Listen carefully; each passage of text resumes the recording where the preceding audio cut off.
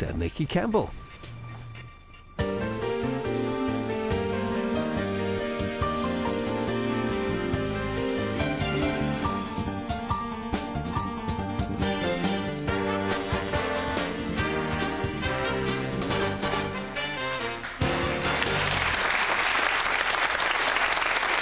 Thank you very much.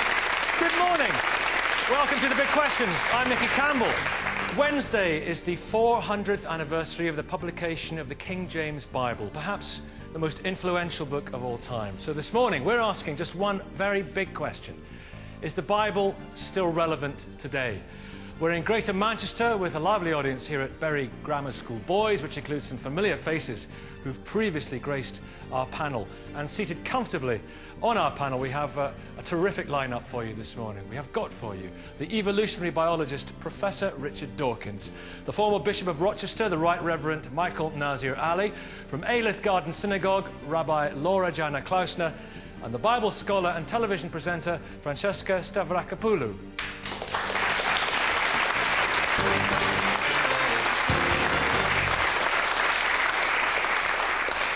Now, as always, you can join in too via our message board. Just log into bbc.co.uk/thebigquestions and follow the link. You look frustrated, Richard. Why bother with the Bible at all, then? I mean, you've got your nice messages that you can pick up from all sorts of places. Because life's not about life messages. It's such a reservoir and a treasure house, and reading through it, I'm sure you relate to an awful lot of some of the. Well, what about the stuff St. Paul said, Christina, about women, for example?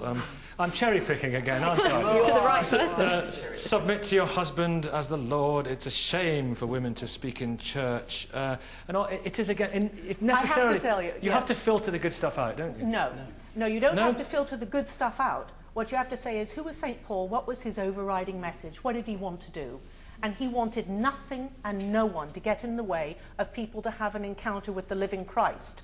Now, I love St. Paul. Those things he wrote, you have to do something that is called, in theological studies, hermeneutics. That is, what did the person who was writing then mean to the people he was writing for, and what would he be writing today? Francesca, what would his message be today? This is proper historical study. Why did they write it? I was going to say, you just made the point earlier that I do history and you do theology, but it seems to me, for you to support your own theology, you need history. Of course, we need each other. So why are we relying on a collection of texts that are thousands of years old from societies completely different from our own? Because St. Paul is one of my favourite people, apart from the person of Jesus. You wouldn't have been one of his by the sounds of things. Pardon? You wouldn't have been one of his favourite people by the sounds of things. Absolutely. If St. Paul were alive today, speaking into our society, our culture, he would be completely different. And I'm sure he would. He'd want women bishops.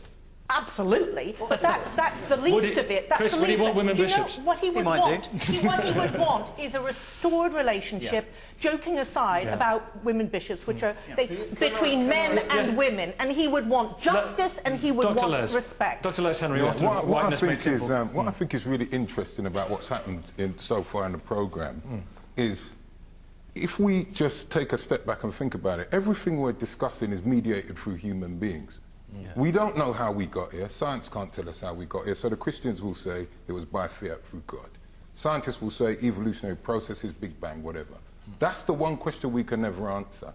But what I find very interesting is today is that you'll have one Christian will say something, another one will disagree, and then they agree, and then they move on. Then they disagree, and then they agree.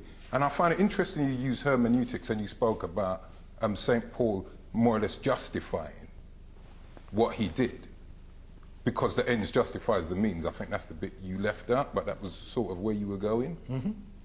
Now, I found it interesting that in the introduction to this programme, you can talk about Christianity used to free slaves. It was also used to enslave people like me. Hence William Henry. It's not an African name. I'm an African person. It was used to justify slavery as much as to free slaves, yeah. It wasn't just used to justify, it was also used to control and enslave people. It was also used to control and enslave people all over the place, not just in Africa. And for me, what I find very disturbing about these kind of conversations, and cherry picking is a very good word for me, is with many Orthodox Christians, they love to just use whatever justifies that point of the argument. But if you do point out the more unsavory aspects of what is in that book, all of a sudden you cannot even dispute that, which is why I believe it was suggested that it has this privileged position. And why does the Bible have that? I always, one of the things what I always say to people is, knowledge gives you the power to liberate or enslave. The Bible was used by the same Africans who were enslaved by it to liberate themselves. So why can't we look at it as a document that contains some truth, but is not the absolute truth, because it's mediated through human beings? And also, of course, it is used by Africans and other people as well still to oppress homosexuals, you know, because they take that inference from Nicky, it. this is the point that I'm making. You can, because if you give certain status to a book, you can dip into it and find a chapter or a passage or something that will justify any kind of inhuman treatment to any member of the human family, because that humanistic sense is suspended. Why? Because you're using your authority to say, you shouldn't do this, you shouldn't do that. But the real question is, when somebody says, why shouldn't I do that? God says so. Suppose I don't believe in God. The Bible is not ultimate in the Christian faith. It's Christ who is ultimate in Christian faith. Exactly. We don't worship the Bible. Exactly, we don't worship the Bible. Is there an argument for ditching the Old Testament then? No, there's not, because through the Old Testament we... I know, Laura, you're not going to support that. I'm not, and also I don't call it the Old Testament. Is that politically incorrect? Yes. In your terms, it was religiously incorrect. Give me a chance, I would have said that and say the same thing. Yes, I would not call it the Old Testament. What I do want to say is that a name for Jesus in the Second Testament is the Word.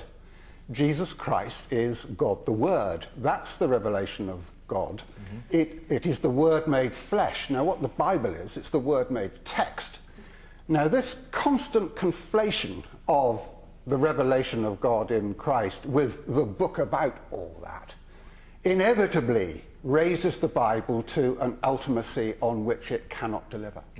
That's because we only know Jesus from what's written about him. Well, I know that. So we have to read the Bible to understand who Jesus is.